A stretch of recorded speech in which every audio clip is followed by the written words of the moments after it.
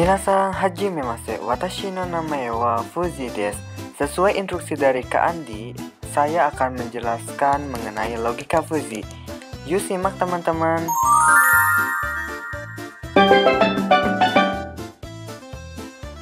Oke minasan, jadi logika Fuji ini merupakan suatu cabang dari logika matematika yang dirancang untuk menangani situasi di mana informasi tidak dapat dipastikan secara mutlak.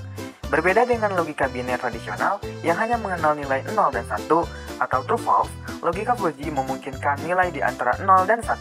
Hal ini memungkinkan logika Fuji merepresentasikan kondisi yang tidak tegas seperti agak panas, cukup cepat, lumayan baik, dan sebagainya. Lalu, mengapa logika Fuji penting dalam teknologi informasi dan komputer?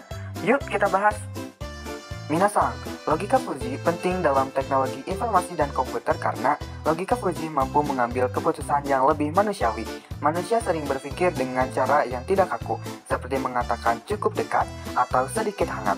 Logika Fuji memungkinkan komputer atau sistem pintar mengadopsi pola pikir yang kurang spesifik ini, sehingga hasilnya lebih sesuai dengan harapan manusia. Secara umum, terdapat beberapa metode dalam logika Fuji, yaitu yang pertama, ada fusifikasi yang bertujuan untuk mengubah data numerik menjadi nilai yang lebih dekat dengan cara manusia berpikir. Lalu ada inferensi Fuji, untuk menentukan hubungan antara input dan output. Lalu ada defusifikasi, bertujuan untuk mengubah output dari inferensi menjadi angka yang bisa diterapkan di dunia nyata. Lalu ada operasi logika Fuji, yang bertujuan untuk menggabungkan dan memanipulasi nilai input dan output anggota. Lalu yang terakhir ada penggabungan aturan, bertujuan untuk menggabungkan hasil ketika terdapat banyak aturan dalam sistem Fuji untuk menghasilkan satu output Fuji yang lebih kompleks. Nah minasan, dari berbagai contoh metode Fuji, saya akan mengambil contoh dari defusifikasi. Misalnya, untuk mengatur kecepatan kipas berdasarkan suhu ruangan, setelah dilakukan fusifikasi dan inferensi, kita mendapatkan output Fuji berupa lambat, sedang, dan cepat untuk kecepatan kipas. Melalui defusifikasi ini, kita akan menghitung nilai pasti, misalnya 60%, yang menggambarkan seberapa cepat kipas harus berputar. Salah satu contoh penerapan logika Fuji yang relevan adalah dalam sistem pengaturan suhu otomatis, seperti yang digunakan dalam sistem pendingin udara atau pemanas ruangan.